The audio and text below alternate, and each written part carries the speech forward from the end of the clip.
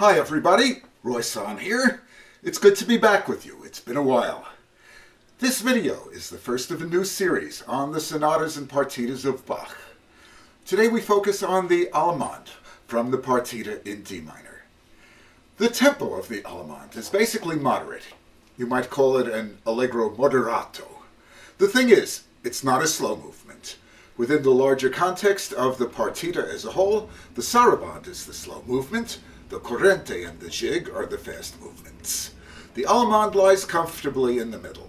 It usually demands lots of shaping of the phrases and a broad dynamic range. It also needs a lot of rhythmic freedom. In this video, we're going to pay a lot of attention to the shaping of the phrases. The first measure is an introduction. It's bold and declamatory, and it demands to be played with a lot of freedom.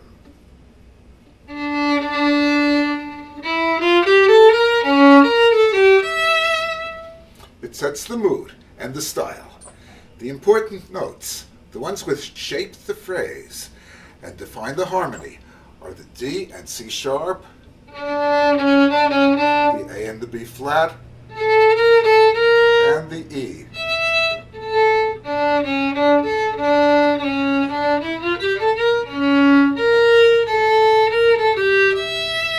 Intonation-wise, the C sharp should be on the high side and the B flat on the low side.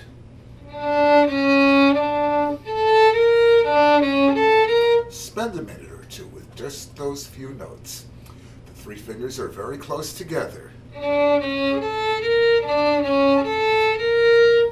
But we need to feel the precise distance between the fingers so that we feel the harmonic tension of the diminished seventh chord wanting to resolve.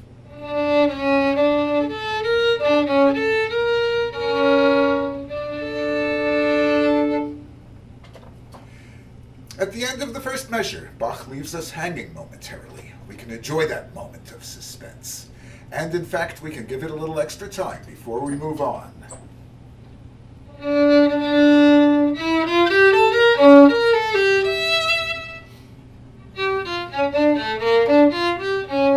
So, starting with the second measure, we're really into the basic tempo and feel of the piece. The two-note slurs establish a kind of dance feeling. We should emphasize it this way with the help of the bow. In Baroque music, the slur means something a little different from what we're used to. It has its own shape. The first note of each pair is a little louder than the second, and there's a tiny separation each time.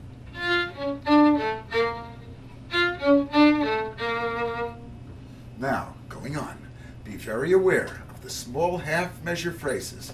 They're the basic building blocks of this piece. And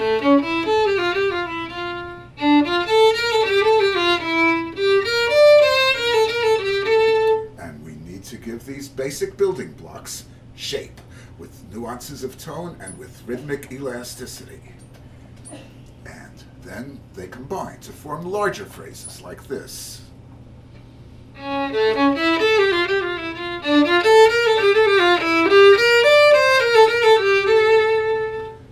So that's the end of the first larger phrase, and the music has modulated to F major.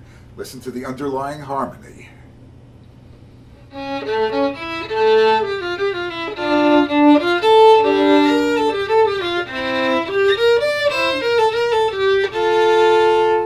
So, we're in F major now, which has a different feel.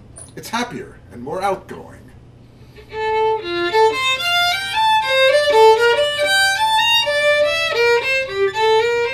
Again, the half-measure phrases combine to form a larger two-measure phrase. I feel that this phrase wants to taper off at the end with a diminuendo like this.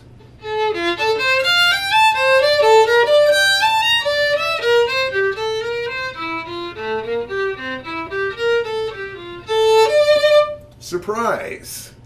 All of a sudden, we're back again in D minor with no preparation. And now listen to how the melodic line continues.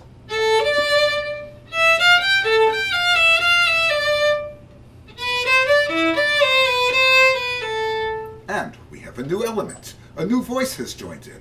A new person, so to speak.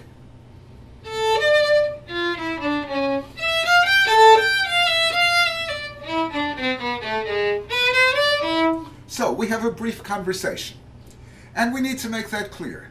So I play the lower voice a little softer and take some extra time, like this.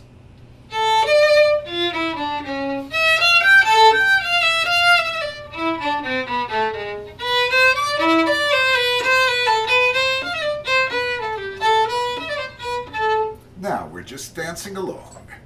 We can use Bach's original bowing, or we could use a hooked bowing like this.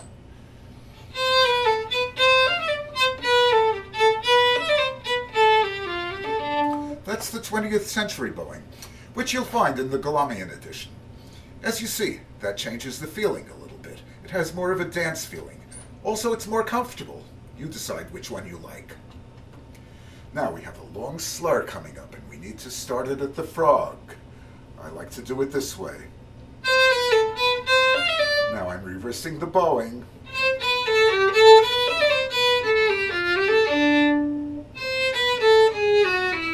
This long slur is very unusual for Bach. A lot of violinists split it up, but I like to give Bach the benefit of the doubt.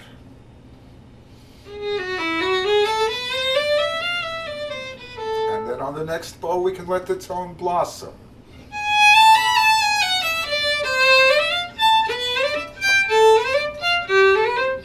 Dancing down the hill, getting softer and softer.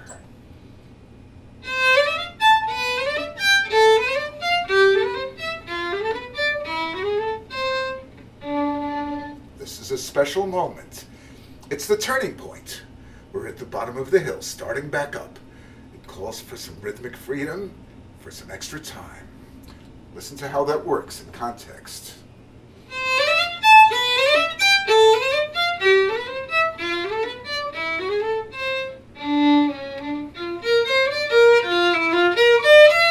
Building up.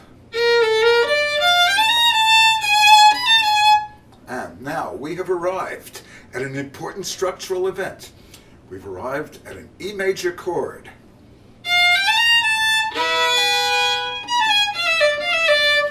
Which will then become an E major dominant 7th chord.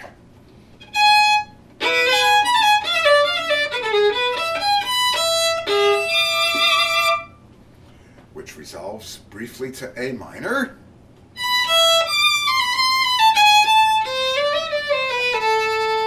But really it's heading to the final resolution of A major, which definitively ends the first half of the movement.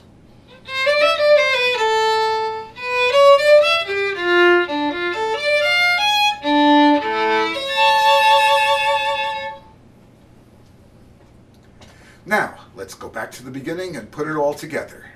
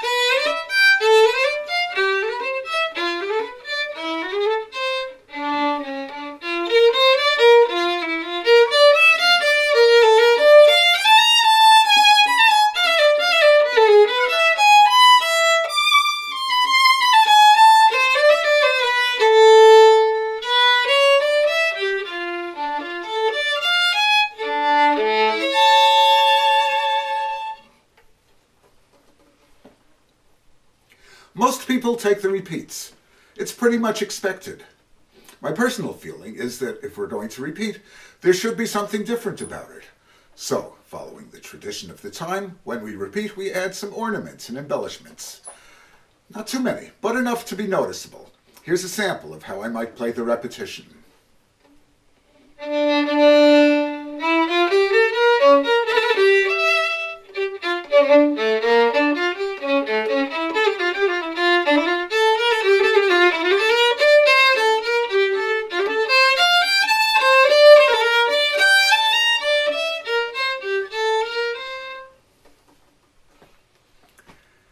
So, we've gone into a lot of detail examining the first half of this Allemande, and we can treat the second half the same way. I'll leave it to you to apply the ideas and the guidelines that we've discussed.